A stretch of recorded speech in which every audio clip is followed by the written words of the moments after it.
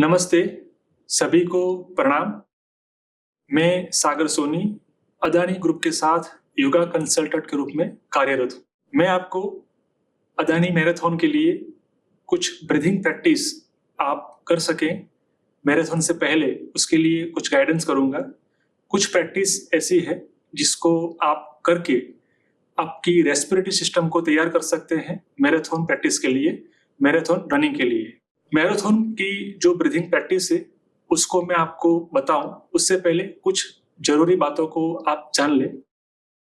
हम जो सांस लेते हैं उसे पूरक कहते हैं, सांस छोड़ते हैं उसको रेचक कहते हैं, सांस लेने के बाद रोके उसको कुंभक, अंतर कुंभक कहते हैं, और सांस को छोड़ देने के बाद सांस को रोकते हैं उसको बाह्य कुंभक कहते हैं। एक सामान्य और स्वस्थ व्यक्ति के लिए 1 मिनट में वो जितनी सांसें लेता है उसे ब्रेथ रेशियो कहते हैं, रेस्पिरेटरी रेशियो। ये सामान्य और स्वस्थ व्यक्ति के लिए 12 से 16 होता है। व्यक्ति जब टहलता है, मॉडरेट वॉकिंग हम जिसको कहते हैं, तो उस अवस्था में उसका जो ब्रेथ रेशियो है वो नियर अबाउट 20 हो जाता है, 20-25। व्यक्ति जब ब्रिस्क वॉक करता है या तेज चाल चलता है तो उसकी ब्रेथिंग कैपेसिटी है या ब्रेथ रेशियो है वो और भी बढ़ जाता है, वो नियर अबाउट 35-40 पहुंच जाता है। और ऐसी कोई प्रैक्टिस जिसमें शरीर को खूब श्रम करना पड़े, स्ट्रेनस एक्टिविटी जिसको हम कहते हैं, इस अवस्था में व्यक्ति का ब्रेथ रेशियो 40-60 हो जाता है। रनिंग, सामान्य रनिंग जिसको हम अगर मैराथन का रनिंग कहेंगे, तो उसके अंदर हमें ये समझना होगा कि हमारा जो रेस्पिरेशन है वो कितना होता है और उस रेस्पिरेशन को मैच करने के लिए हमें क्या प्रैक्टिस करनी चाहिए। रनिंग के अंदर लगभग 40 पर मिनट का ब्रेथ रेशियो हो जाता है। ये ऑन एन एवरेज है, कुछ व्यक्ति के लिए कम भी हो सकता है, कुछ के लिए ज्यादा भी हो सकता है।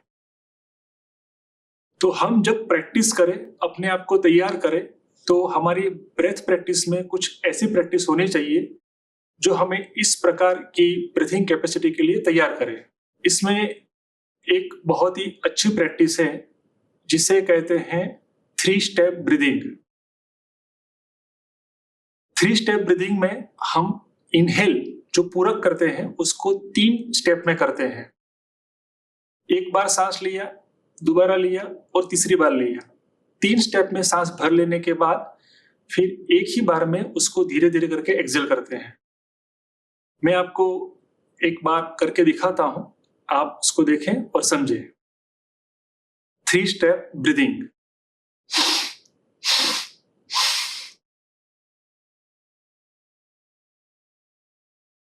एक बार फिर करता हूं, मैं हाथों की मूवमेंट करूंगा तो आप समझ पाएंगे कि ये इनहेल हो रहा है और एक्सेल हो रहा है।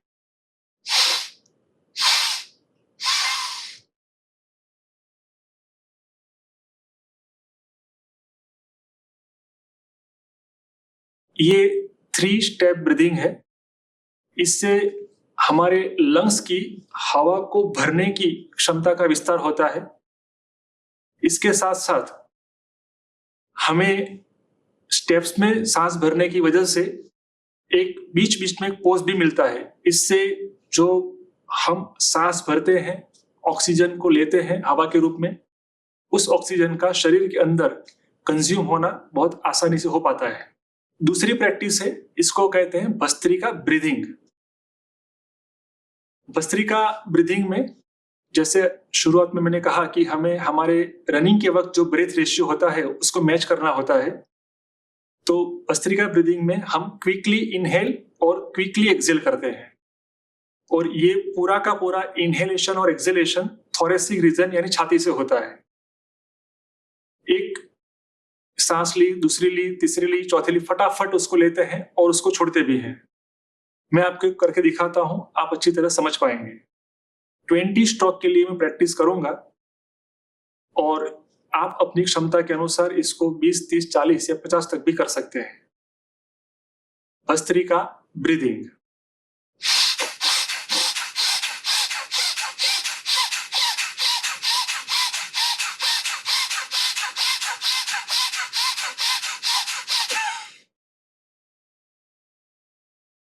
तो ये भस्त्रिका ब्रीदिंग हुआ। मैंने जैसे पहले कहा था वैसे ही एक बार फिर कहता हूं, इसमें बहुत ही स्पीड से सांस लेते हैं और छोड़ते हैं। तो आप देखोगे कि लगभग लगभग 1 मिनट के अंदर आपका ब्रेथ रेशियो है, इस प्रकार से लेने पर वो 40-50 के आसपास हो जाता है। तो इस प्रकार से हम अपनी रेस्पिरेटरी सिस्टम को रनिंग के लिए तैयार कर सकते हैं, क्योंकि जब हम रनिंग करते हैं तो हमारी रेस्पिरेटरी सिस्टम पर एक प्रकार से लोड आता है, उसका मेटाबॉलिज्म बढ़ जाता है और हमें फास्ट इनहेल और क्विक एक्सेल की आवश्यकता होती है ड्यूरिंग द रनिंग। तो उस रनिंग के लिए अपने आप को तैयार करने के लिए ये जो ब्रेथ प्रैक्टिस है ये बहुत ही फायदेमंद है। पहले हमने 3 स्टेप ब्रीदिंग देखा, उसके बाद हमने भस्त्रिका ब्रीदिंग को देखा। अब हम कुंभक ब्रीदिंग को समझेंगे। 3 स्टेप ब्रीदिंग करें या भस्त्रिका करें, हम इसमें सांस को रोकते नहीं हैं। मगर जब हमें एक लंबी इवेंट के लिए अपने आप को तैयार करना होता है तो हमारे फेफड़े या लंग्स की एक क्षमता होनी चाहिए जो हवा को धारण कर सके, ग्रहण कर सके, उसको लंग्स में रख सके, ताकि गैस एक्सचेंज अच्छी तरह से हो पाए। तो उसके लिए ही योग में कुंभक, विशेष करके प्राणायाम की बात करें तो प्राणायाम में कुंभक का अभ्यास किया जाता है। यहां पर मैं आपको कुंभक ब्रीदिंग समझाऊंगा। प्राणायाम की जब बात आती है तो ये बहुत गहरा विषय है। हम उसमें से रनिंग के लिए आवश्यक ब्रीदिंग प्रैक्टिस को सीख रहे हैं। कुंभक ब्रीदिंग, इसमें 2 प्रकार की प्रैक्टिस होगी कुंभक ब्रीदिंग में। पहले 3 फेज का होगा। 3 फेज कुंभक ब्रीदिंग में इनहेल, इनहेल के बाद होल्ड यानी कुंभक, और उसके बाद एक्सेल। इस तरह से जब हम करते हैं तो ये 3 फेज का कुंभक ब्रीदिंग पूरा होता है। हम अपने आप को रनिंग के लिए तैयार कर रहे हैं, इसलिए इसमें सांस लेना और छोड़ना दोनों ही नासिका के साथ होगा, यानी दोनों ही नासिका से इनहेल होगा, उसके बाद होल्ड होगा और उसके बाद एक्सेल। इस ब्रीदिंग में जब हम टाइम के रेशियो को जोड़ देते हैं तो ये और भी ज्यादा असरकारक, फायदेमंद हो जाता है। टाइम के रेशियो को जोड़ने का मतलब ये है कि काउंटिंग, यानी हम इस तरह से करेंगे कि 1, 2, 3 एंड 4 काउंट का इनहेल होगा, उसके बाद 6 से 8 काउंट आप अपनी क्षमता के अनुसार उसको होल्ड करें और 6 से 8 काउंट का होल्ड हो जाने के बाद 6 से 8 काउंट के अंदर उसको एक्सेल कर लें। एक रेशियो के रूप में अगर मैं कहूं तो मैं जो आपको दिखाऊंगा उसमें 4 काउंट का इनहेल होगा, 6 काउंट का होल्ड होगा और उसके बाद 6 काउंट का एक्सेल। तो इस तरह से कुंभक ब्रीदिंग का 3 फेज का एक राउंड पूरा होगा। 3 फेज कुंभक ब्रीदिंग।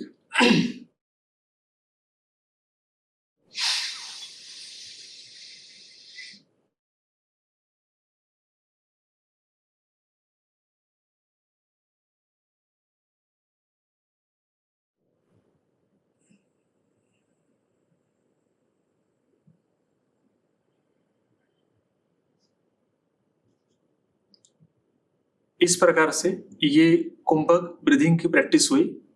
लेना, रोकना और छोड़ना।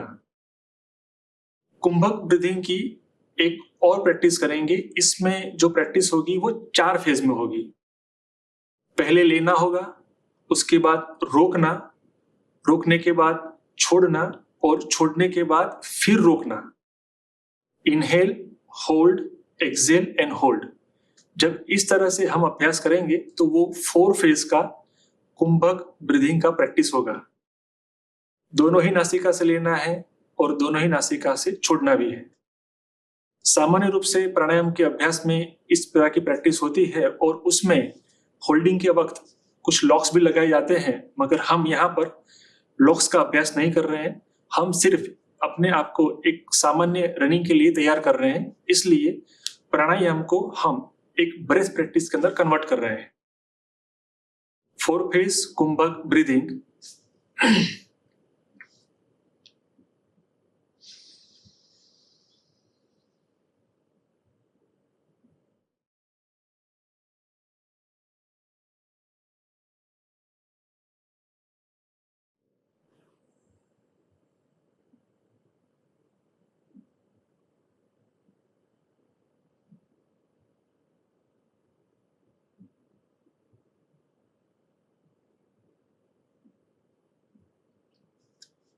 तो इस प्रकार ये 4 फेज के अंदर कुंभक ब्रीदिंग की प्रैक्टिस होती है। इससे आप जो सांस लेते हैं उसके बाद जब होल्ड करते हैं तो लंग्स की ब्रेथ को होल्ड करने की कैपेसिटी बढ़ती है, और एक्सेल करने के बाद जब रोकते हैं तो कार्बन डाइऑक्साइड का जो टॉलरेंस बॉडी का होना चाहिए उसमें डेवलपमेंट होता है। तो इस प्रकार से ये कुंभक ब्रीदिंग एक रनर के लिए अच्छा अभ्यास माना जाता है। हमने 3 स्टेप ब्रीदिंग देखा, हमने भस्त्रिका ब्रीदिंग देखा, और उसके बाद हमने कुंभक के साथ 2 ब्रीदिंग प्रैक्टिस को सीखा। अब हमको ये समझना है कि जब हम रनिंग कर रहे हैं तो रनिंग करते वक्त अगर सांस फूल जाती है तो उस वक्त किस प्रकार का अप्रोच हमें रखना चाहिए। सामान्य रूप से तो हमें इनहेल और एक्सेल ये दोनों ही नासिका से ही करना चाहिए, यानी नाक से ही सांस लेनी चाहिए और नाक से ही छोड़नी चाहिए। मगर जब रनिंग करते हैं तो ऐसा होता है कि सांसें फूलने लगती हैं और मुंह अपने आप खुल भी जाता है।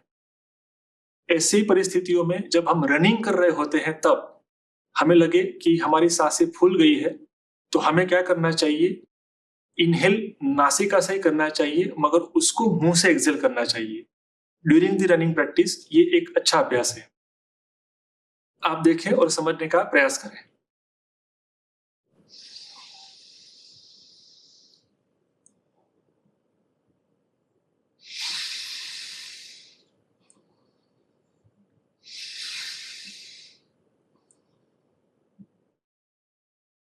इस तरह से जब आप रनिंग करते हैं, आपकी सांस फूल जाती है तो आप इनहेल करें नासिका से और मुंह से एक्सेल करें। ऐसा 5, 7 या 10 बार करते हैं तो आपकी सांसें फिर से एक बार नॉर्मल हो जाती है।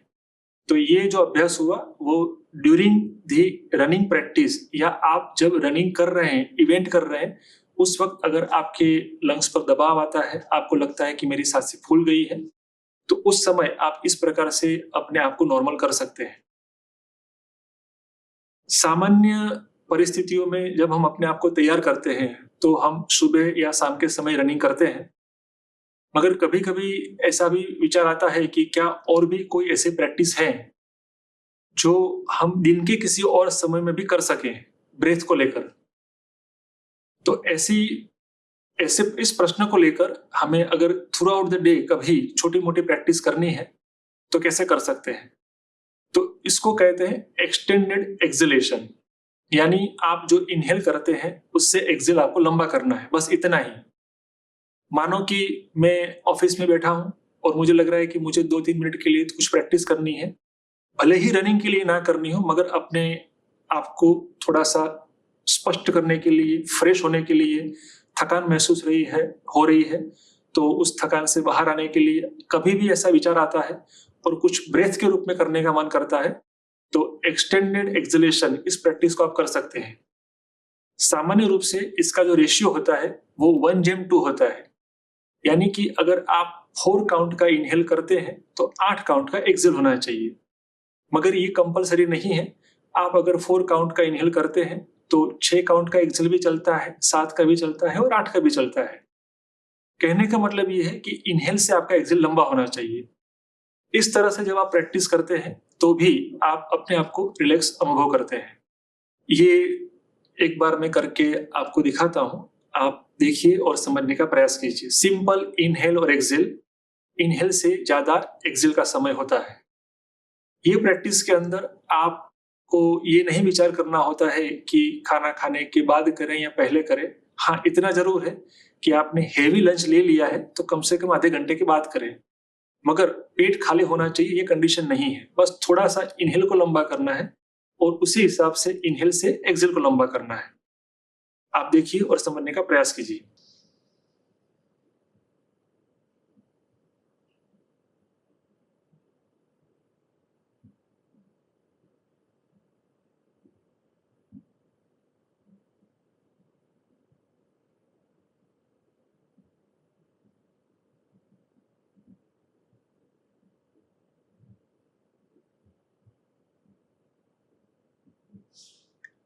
तो ये एक सिंपल प्रैक्टिस है जो आपको कभी भी लगता है कि मुझे कुछ प्रैक्टिस करनी है ब्रेथ को लेकर तो आप कर सकते हैं।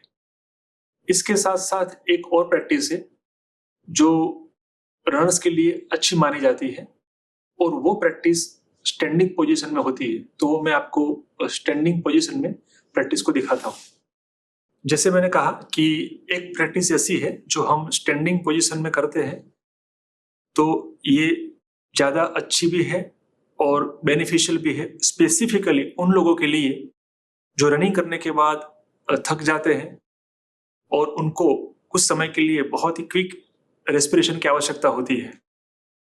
उस समय उनको वास्तव में शरीर के अंदर जो CO2 का पाइलअप हो गया होता है उसको निकालना होता है।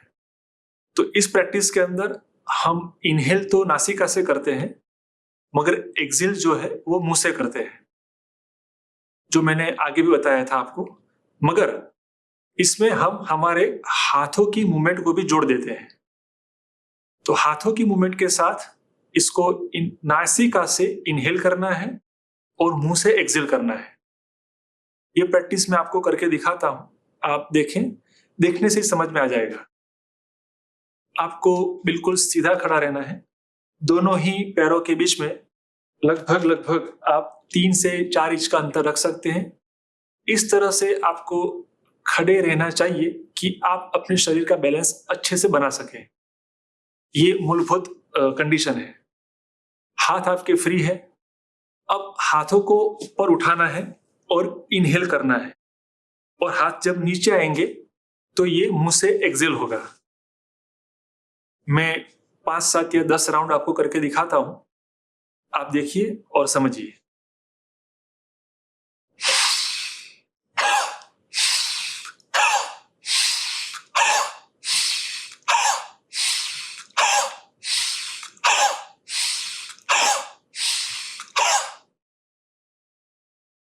तो ये प्रैक्टिस आप स्टैंडिंग पोजीशन में करते हैं, नासिका से इनहेल और मुंह से एक्सहेल। ये आपको तुरंत ही रिफ्रेश कर देता है।